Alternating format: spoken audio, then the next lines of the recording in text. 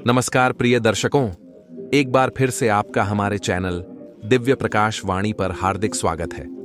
मित्रों, बहुत समय पहले की बात है। हिमालय की तलहटी में बसे एक छोटे से राज्य में रानी अद्विका अपने न्याय और करुणा के लिए जानी जाती थी।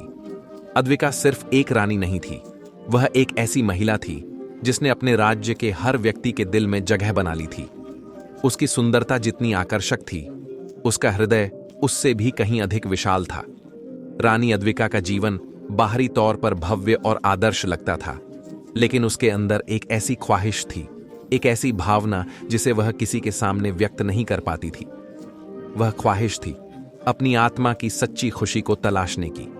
एक दिन जब वह राजमहल के बाग में बैठी थी, तो उसने अपनी पुरानी सहेली ललिता से कहा, ललिता, क्या तुम्हें कभी ऐसा लगता है कि इस पूरी दुनिया की दौलत और ऐश्वर्य होने के बाद भी हम अंदर से अधूरे हैं?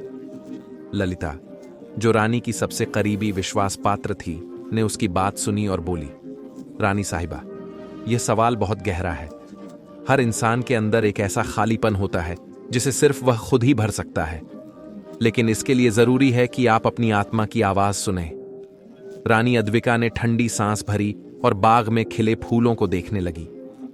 तभी महल के द्वार पर एक साधु आ पहुंचे। उनके चेहरे पर गहरी शांति और आंखों में दिव्यता झलक रही थी। साधु ने महल में प्रवेश करते हुए कहा, रानी अद्विका, मैं तुम्हारी आंतरिक बेचैनी को महसूस कर सकता हूं। मैं यहां तुम्हारे सवालों का जवाब देने और तुम्हें सच्ची खुशी का मार्ग दिखाने आया हूं। रानी ने साधु को प्रणाम किया और कहा, स्वामी जी, मुझे वह राह दिखाइए जिससे मैं अपने जीवन की सच्चाई और खुशी को पा सकूं। मैं हर उस पहलू को जानना चाहती हूं जिसे मैंने अभी तक अनुभव नहीं किया।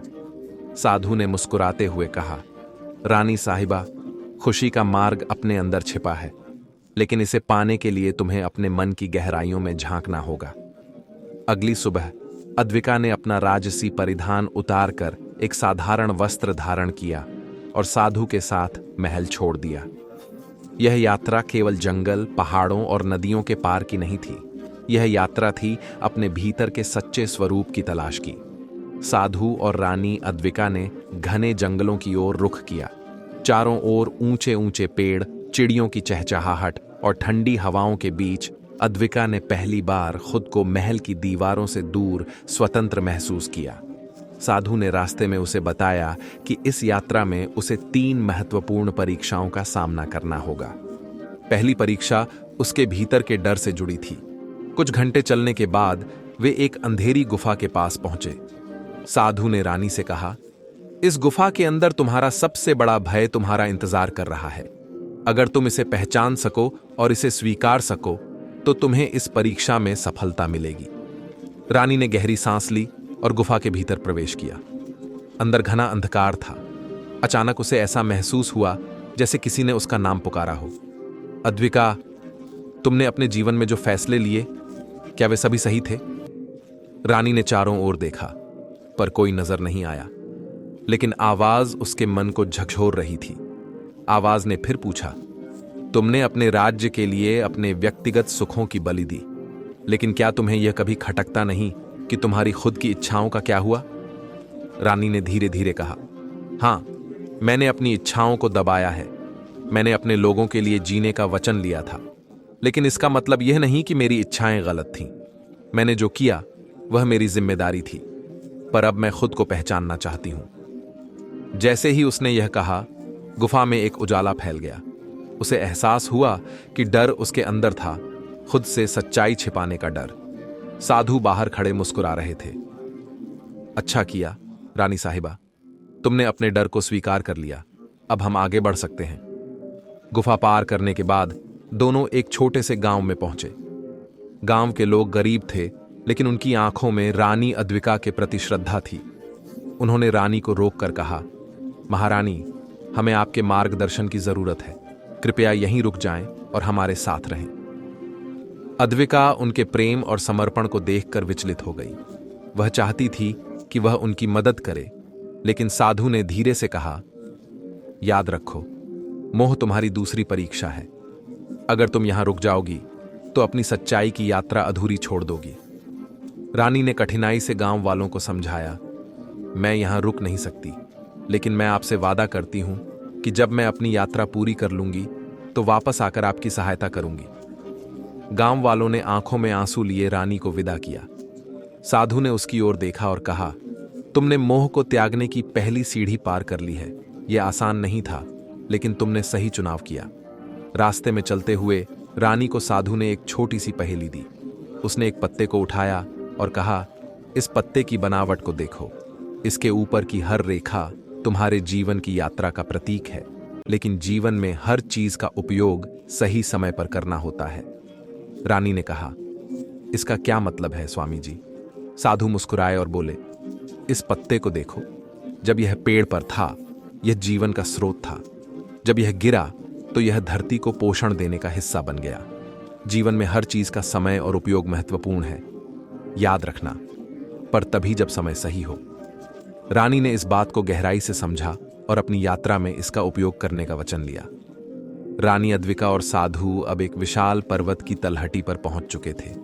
सूरज ढलने को था और ठंडी हवाएं उनके चेहरे को छू रही थीं। साधु ने पर्वत की ओर इशारा करते हुए कहा, यहां तुम्हारी तीसरी और सबसे कठिन परीक्षा तुम्हारा इंतजार कर रही है। इस परीक्षा में तुम्हें अपने अस्तित्व और उद्देश्य को समझना होगा। रानी ने गहरी सांस ली और पर्वत की चढ़ाई शुरू की। जैसे जैसे वह ऊपर बढ़ती गई, रास्ता कठिन और खतरनाक होता गया। अचानक वह एक स्थान पर रुकी जहां उसे 3 रास्ते दिखाई दिए। पहला रास्ता सुंदर फूलों से भरा था, जो शांति और आराम का प्रतीक लग रहा था। दूसरा रास्ता घने जंगलों के बीच से होकर जाता था, जो रहस्य और अज्ञात का संकेत दे रहा था। तीसरा रास्ता ऊबड़ खाबड़ और खतरनाक चट्टानों से घिरा था। अचानक वह एक बड़े चट्टानी दरवाजे के सामने पहुंची। दरवाजा खुद ब खुद खुला और उसने देखा कि भीतर एक विशाल दर्पण रखा था। दर्पण के सामने पहुंचते ही उसे अपनी ही छवि दिखाई दी, लेकिन यह छवि वैसी नहीं थी जैसी वह खुद को जानती थी। यह छवि उसके हर डर, कमजोरी और असुरक्षा को उजागर कर रही थी। तुम्हें क्या चाहिए? दर्पण ने पूछा। अद्विका ने साहस जुटाकर जवाब दिया, मुझे अपने अस्तित्व की सच्चाई चाहिए। मुझे यह समझना है कि मैं कौन हूं और क्यों हूं। दर्पण की छवि बदलने लगी। अब उसने देखा कि वह एक लड़की है जो अपनी इच्छाओं और सपनों को दबाकर दूसरों की सेवा में लगी रही। उसने देखा कि कैसे उसने अपनी खुशी को हमेशा दूसरों के लिए कुर्बान कर दिया, लेकिन साथ ही उसने यह भी देखा कि उसकी करुणा और न्याय ने कितने लोगों की जिंदगियां बदली। दर्पण की छवि अचानक बोल पड़ी, तुम्हारा अस्तित्व दूसरों के लिए जीने और अपनी सच्चाई को पहचानने के संतुलन में है। अपनी इच्छाओं को समझो, लेकिन उन्हें दूसरों की भलाई में बाधा न बनने दो। रानी के आंसू छलक पड़े। उसने महसूस किया कि वह अपनी इच्छाओं को दबाकर नहीं, बल्कि उन्हें समझकर और उनका सही उपयोग करके खुश रह सकती है। वह बुदबुदाई। यह वही सीख थी जो साधु ने उसे दी थी, हर चीज का उपयोग सही समय और सही तरीके से करना। रानी ने पर्वत की चोटी पर पहुंचते ही देखा कि साधु वहां पहले से ही उसका इंतजार कर रहे थे। साधु ने मुस्कुराते हुए कहा, तुमने अपनी तीसरी परीक्षा भी पार कर ली। अब तुम समझ चुकी हो कि तुम्हारा अस्तित्व दूसरों की भलाई और अपने सच्चे स्वरूप को पहचानने में है। रानी ने हाथ जोड़कर साधु को प्रणाम किया और कहा, स्वामी जी, आपने मुझे वह सिखाया जो मैं कभी खुद से नहीं समझ पाती। अब मैं अपने राज्य लौटकर अपनी प्रजा के साथ साथ अपनी आत्मा की भी देखभाल करूंगी। रानी अद्विका की यात्रा अब लगभग समाप्ति की ओर थी, लेकिन उसके मन में एक हलचल सी थी। जो कुछ भी उसने सीखा था, वह अब उस ज्ञान को अपने राज्य में लागू करना चाहती थी। वह जानती थी कि केवल खुद को जानना पर्याप्त नहीं था, उसे अपने लोगों की जरूरतों और उनके दिलों को भी समझना था। साधु के साथ एक लंबी यात्रा के बाद वे फिर से उस छोटे से गांव से होकर महल की ओर लौटे। रानी के भीतर एक नई ऊर्जा थी। वह पहले से कहीं अधिक स्पष्ट और संकल्पित महसूस कर रही थी। वह अब जानती थी कि अपनी खुशियों का पीछा करने के साथ साथ दूसरों की भलाई भी अनिवार्य थी। राजमहल के करीब पहुंचते ही रानी ने महल के विशाल द्वार को देखा। वह जानती थी कि उसके भीतर जो बदलाव आया था वह सबको महसूस होगा। राजमहल में रानी के लौटने की खबर फैलते ही लोग सड़क पर आ गए थे। उनकी आंखों में खुशी और राहत का भाव था, क्योंकि रानी की लंबी अनुपस्थिति के कारण राज्य में एक अजीब सी नीरसता फैल गई थी। रानी का लौटना जैसे किसी नए युग की शुरुआत हो। रानी ने महल में प्रवेश किया और अपने मंत्रियों से मुलाकात की। उन्होंने रानी से पूछा, महारानी, आपने इतनी लंबी यात्रा की, क्या आपने हमें कुछ सिखाया है? रानी मुस्कुराई और कहा, जो मैंने सीखा है वह सिर्फ मेरे लिए नहीं, बल्कि हमारे राज्य के हर एक व्यक्ति के लिए है। हम केवल बाहरी सुख सुविधाओं के पीछे नहीं भाग सकते।